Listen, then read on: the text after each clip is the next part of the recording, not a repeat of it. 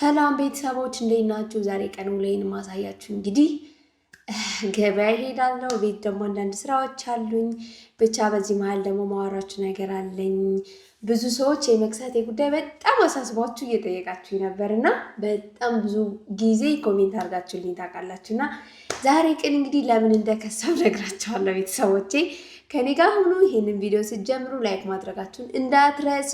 ምንድነው እያዘዝኳችሁ ግን ላይክ ያደርጋችሁ አይደለም። ለዚህ ቪዲዮ ዛሬ ቀን ይሄ ቪዲዮ ቫይራል እንዲወጣና ብዙ ሰው ጋር እንዲዳረስ ፈልጋለሁ። 2000 ላይክ እጠብቃለሁ ቤተሰቦቼ። እንግዲህ መጀመሪያ የሚጀምረው ዳቦዬ በመጋገር ነው። ያው ታውቃላችሁ እኔ በብረት ድስት ዳቦ መጋገር በደንብ ነው የምችለው። በጣም ይጥም ዳቦ ነው መጋገረው። ይዘው በብረት ድስት ዳቦ ብዙ ሰው አመስግኖኛል፣ ብዙ ሰው ወዶልኛል። እንደገና አሰራሩ በጣም ቀላል ነው። ሁላችሁም በቤታችሁ በጣም በቀላሉ መስራት ትችላላችሁ። በተለይ ደግሞ እኔ አዲስ አበባ ከመጣሁ በኋላ እንግዲህ የሱቅ ዳቦ አልተስማማኝም ጭራሽ አይደለም ለልጆች ለኛ ራሱ በጣም ደረቅ ማለት አላቅም ወይ ያለሁበት ሰፈር ጥሩ ያልሆነ ዳቦ ይሆናል የሚሸጠው። ብቻ ነው ያልተመቸኝም እና በቤቴ እንግዲህ እየጋገርኩ ነው ለልጆቼም ለኔም። ሙለር ደግሞ በጣም ነው የሚወደው ዳቦና እንግዲህ ጧት በብረት ድስት እንደዚህ እየጋገርኩ እገኛለሁ ማለት ነው። እንግዲህ ምንም ችግር የለውም በጣም ቀላል ስለሆነ ያው ሁልጊዜ ሱቅ እየሄድን ከምንገዛ በዚህ በቤታችን እንደገና ደግሞ አንዳንዴ የራሳችን የሰራነው ነገር ይጥማል አይደል? ማለት በቃ የሆነ ውስጣችሁ ሰላም ተሰምቷችሁ ነው የምትበሉትና እና ቤተሰቦች ለምንድን ነው እንደዚህ ከሳሽው ብላችሁኛል። እንደምታዩኝ እንደዚህ ከስቻለሁ። ቀን ከቀን እንግዲህ እየከሳ እየሄድኩ ነው። ሰው ራሱ በጣም ማለት አይቶኝ ይደነግጣል። ድሮ የሚያውቀኝ ሰው አሁን ሲያይ ምን ሆነሽ ነው ወይ ማለት የሆነ በጣም የከፋኝ ነገር ያለ መስሎ ይሰማቸዋል ሰዎች ብዙ ጊዜ። በተለይ እህቶቼ በጣም ነው የሚያስጨንቁኝ። ምን ሆነሽ ነው የከሳሽው እያሉ አንዳንድ ጊዜ እንደው በጣም ከስቼ ሲያዩኝ ማለት ነው እንትን በቃ አይደል በጣም መጠየቁ የሰለቻቸውና አይተውኝ ሲከፋቸው አያቸዋለሁ፣ አስተውላቸዋለሁ። እና እንግዲህ ቤተሰቦች ለምን ይመስላችኋል የከሳሁት? እስኪ ገምቱ። እናንተም በኮሜንት ስር ጻፉልኝ አሁንና። ለማንኛውም እንደ አዲስ ጎጆ ወጪ ሆነን የውላችሁ እንደምታዩት ሰሃን ምናምን ምድጃ ፈሬል ነው የሚባለው። እንግዲህ እሱን እየገዛን ነው እንደምታዩን። ዕቃ ይዘን አልመጣንም፣ ምክንያቱም ትራንስፖርት በጣም ከባድ ነው። ዕቃ ይዘን መምጣት ትራንስፖርቱ ብዙ ስለሆነ እዚህ መተን ብንገዛ ይሻላል ብለን ነበር። ግን አሁን ሳስበው ምን ገዛን መሰላቸው? ይሄ የምታዩት የእንጀራ ማቅረቢያ 600 ብር። በቃ አያችሁ ትሪው 600 ብር። በጣም ነው የገረመኝ እውነት። ይሄ ፈርሜሎ ደግሞ ይሄ እንኳን አይረባም ብዙም አልወደድኩትም እና ቆንጆ ፈርሜሎ ነው የገዛሁት። ሌላ ጊዜ ቪዲዮ ስሰራ አሳያችኋለሁ። 800 ብር ነው የገዛሁት። እንደገና ደግሞ ለውሃችን መቼም የውሃ እጥረት ስላለ ግዴታ ጎማ ያስፈልገናል። ይሄ ሮቶ እንግዲህ 165 ሊትሯ ገዛው ምናምንና ብቻ ለእነዚህ ብቻ 3000 ምናምን ብር ነው ያወጣሁት እና በስማ ማለት እኔ እንጃ ይገርማል። ብቻ ቤተሰቦች እዚህ ጋር ደግሞ ሽፎናችን እኔና ማሄ እንደምታይ ባይዘው እኔ ሽፎን ስለብስ ቀሚስ ስለብስ የከሳሁትን አይታይም እና ወፍራም ሴት ነው የሚመስለው። በእውነት ነው የምላችሁ ይገርመኛል። ብዙ ጊዜ ቀሚስ ስለብስ ብዙም ሰው መክሳቴ አያስታውቅብኝም እና ግን እኔ ድሮ ፊቴ በጣም ወፍራም ነበረ፣ ድንቡሽቡሽ ያልኩ ሌላ ሰውነቴ ባይወፍር ራሱ ፊቴ በጣም ወፍራም ነበር እና ለዛም ይሆናል ብዙ ሰው የሚያስጨንቀኝ ከሳሽ እያለና በእምነቴ እዚህ ጋር ሞዴል ሆና ወይኔ ፍቅር ብቻ እቤት ደረስን ቤተሰቦች። እንደምታዩት ዳቦዬ ቦክቶልኝ የጠበቀኝ። ገበያ ደርሼ ስመለስ እንግዲህ ቦካልኝ። ከዛ ዳቦዬ ልጋግር ነው። እንደገና ምግብ ደግሞ ልሰራ ነው። የሚገርማችሁ እንግዳ ነበረብኝ። እንግዳ ይመጣብሻል ተብዬ ነበር ተፍ ስል ነበር እና ትሪው ራሱ የገዛት ለእንግዳ ብዬ ነው። ምክንያቱም በሳህን ማቅረብ በጣም ነው የሚደብረው በእውነት። 2-3 ሆናችሁ አንድ ላይ በትሪ ሲበላ ነው የሚያምረው እና ወጥም ስታደርጉ ብቻ እንጀራን በቃ ዝርግት ታርጋችሁ ስታቀርቡ በጣም ነው ደስ የሚለው። እንደዛ ነው ያደግኩት፣ እንደዛ ነው የለመድኩት እና ብቻ እንግዲህ ተፍ እያልኩ ነው እንደምታዩት። ሌላ ወጥ ማለት ስሰራ ምናምን ታኛላችሁ። ብዙ ጊዜ መቼም የኔ ስራ ኪችን ላይ ነው። ኪችን እና ቪዲዮ መስራት ነው ብዙ ጊዜ የማሳልፈው ጊዜ። በተለይ ልጅ ከወለዳችሁ በኋላ ለልጆች ብዙ ጊዜ ምግብ ከኛ የተለየ ነገር ስለሚበሉ ብዙ ጊዜ እኛ ጋር ስለማይበሉን እነሱ በመስራት ለእኛ መስራት ምናምን ብቻ ኪችን ላይ ብዙ ሰዓት ነው ፈጀው ባይዘወይ። ለማንኛውም ሳልነግራችሁ እስካሁን የገመታችሁትን አነብላችኋለሁ ለምን እንደከሳው እና ቤተሰቦች እንግዲህ ማለት እንዲህ ምን ሆነሽ ነው ከፍቶሽ ነው ምናምን ብላችሁኛል እና እኔ እግዚአብሔር የተመሰገነ ይሁን አልከፋኝም። ለምንድን ነው የከሳሁት? እኔ ለራሴ አልገባኝም። ማለት በግልጽ ነው የምነግራችሁ ያለሁት። በወለድኩበት ሰዓት እወፍራለሁ። ከዛ በኋላ ያለው አጥቢ ነበርኩ። አሁን እንኳን ካስቆየሁ ምናምን ነገር ደህና ሆናለሁ ብዬ ነበረ የጠበቅኩትና ግን በቃ አሁንም እየከሳ ነው። ያው ምግብ በእርግጥ እኔ ብዙም በደንብ የምበላ ሰው አይደለሁም። ምግብ በጣም ነው የምመርጠው። ማለት መጥፎ ባህሪ ይሄ ነው። እንደገና ደግሞ ለሌላ ነገር ምክንያት ይኖር ይሆን አይኖር አላውቅም። በእውነት ነው የምላችሁ። ማለት እስኪ ለወደፊቱ ታዩኛላችሁ። እናንተም ያው ያሰባችሁት በትዳሬ ከፋኝ እንደገና በቃ አላደል ህይወት የሆነ ነገር የሆነ ነገር መስሎ ተሰምቷችኋል። እና ብዙ ጊዜ እኔ እንኳን እግዚአብሔር ይመስገን ምንም የሚሰማኝ ሰው አይደለሁም። ግን እንደዚህ ማለት ከሳሽ ምናምን የሚለውን ኮሜንት ብዙ ጊዜ ሳነብ ነበር እና እኔ በእርግጥ እግዚአብሔር የተመሰገነውን ወደ ሚዲያው ስመጣ ራሴን አዘጋጅቼ ነው የመጣሁት። ማለት የፈለገ ነገር ቢኖር ቆንጆ ኮሜንትም ቢሆን መጥፎ ኮሜንትም ቢሆን ለእኔ እንደማያስደነግጠኝ አሳምኜ ነው የመጣሁት። በደንብ ራሴ ላይ ሰርቼ ነው የመጣሁት እና ነገር ግን ለአንዳንድ ሰዎች ላልተዘጋጁ ሰዎች ማለት ድንገት እንደዚህ መክሳታቸው እንኳን ሳያውቁ አጋጣሚ መስታወት በደንብ የማያይ ሰው አይቶ ራሱ ማለት ብዙ ጊዜ ሰው ነው የሚነግረን መወፈራችንም መክሳታችንም አንዳንዴ ያው በልብስ ልናውቀው እንችላለን፣ ወይ ሲሰፋን ወይ ሲጠበን። ግን እሱ ራሱ በደንብ አይደለም የምናውቀው።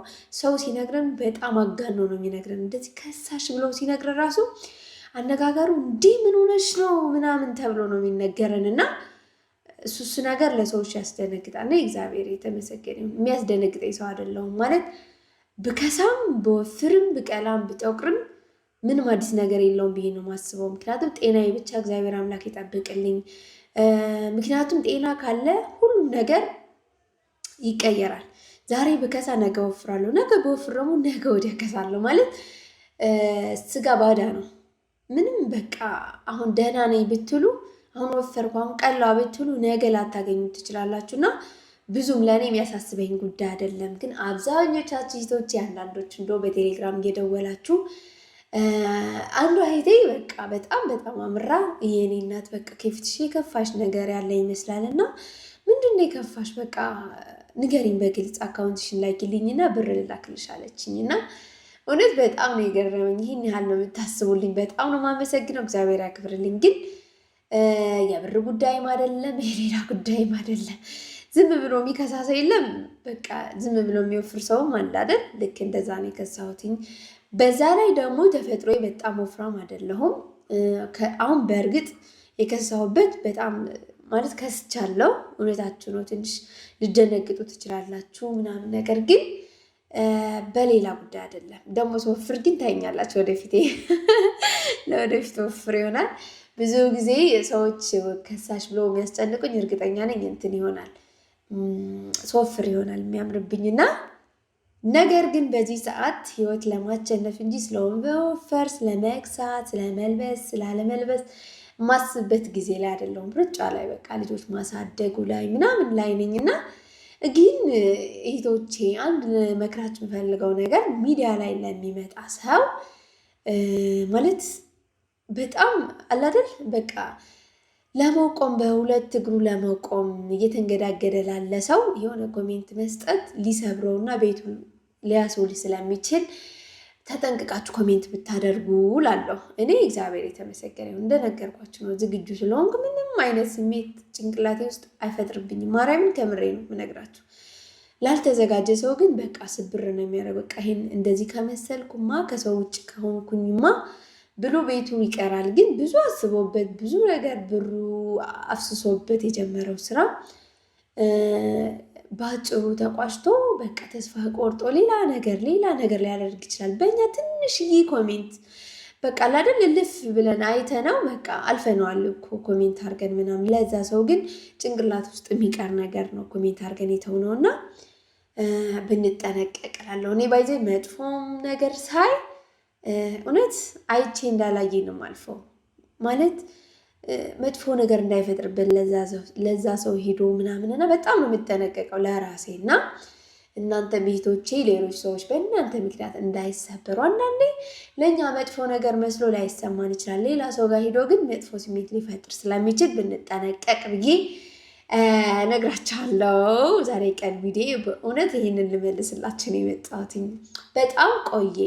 ከሳሽ ነው የሚበዛው። ከሳሽ በቃ ለሚ ምንድን ነው ብዙ አንድ ቪዲዮ ላይ ቢያንስ አንድ 10 ሰው ከሳሽ የሚል አይጠፋም። እና ብቻ እኔ ታችሁ በጣም ደህና ነኝ፣ እግዚአብሔር ይመስገን። እሺ እንዳታስቡ ካሁን በኋላ ደግሞ ለመወፈር የተዘጋጀው ነው ማለት አሁን ላይ አጥሚት እየጠጣሁ ሾርባ ምናምን ብቻ እስኪ በወፍር ማለት አንዳንዴ ሳታስቡት ቤተሰብ በእናንተ ሲጨነቅ ስታይ ምናምን ያሳስባችኋል። በቃ ማለት ወይ በእኔ ምክንያት በቃ የፈለገ ነገር ብትነግሯቸው አያምኗችሁ። ምክንያቱም በቃ ከስቻለሁ ሁሌ ከስቼ በቃ ቤቴ የሆነ የጎደለ ነገር መስሎ ስለሚሰማቸው ብቻ ለመወፈር እየሞከርኩ ነው። ተወፍረው ታኛላችሁ፣ አስተያየት ትሰጡኛላችሁ። እሺ ቤተሰቦቼ፣ ለእነሱ እሱን ነው የምወፍረው ለራሴ ስላይደለ።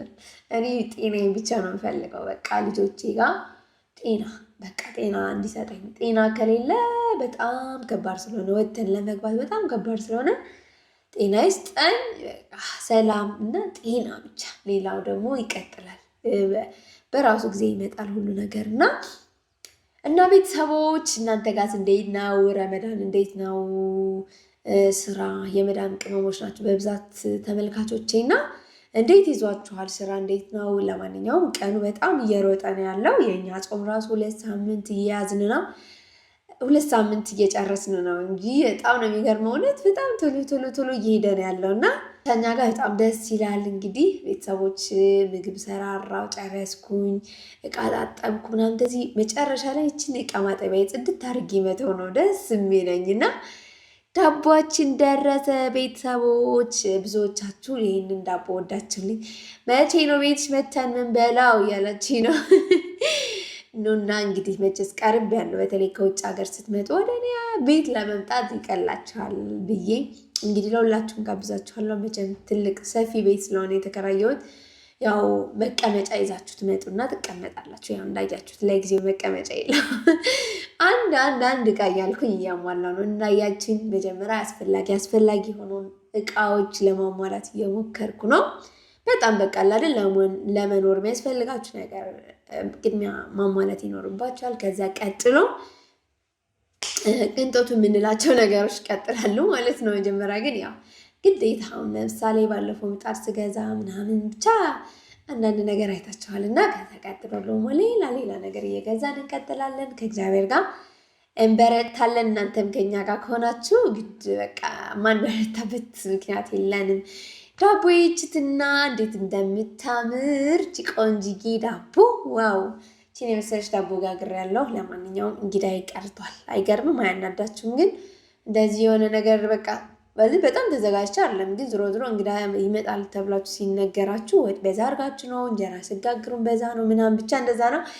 እወዳችኋለሁ ቤተሰቦቼ። ቪዲዮ እስከ መጨረሻ ድረስ ስላያችሁልኝ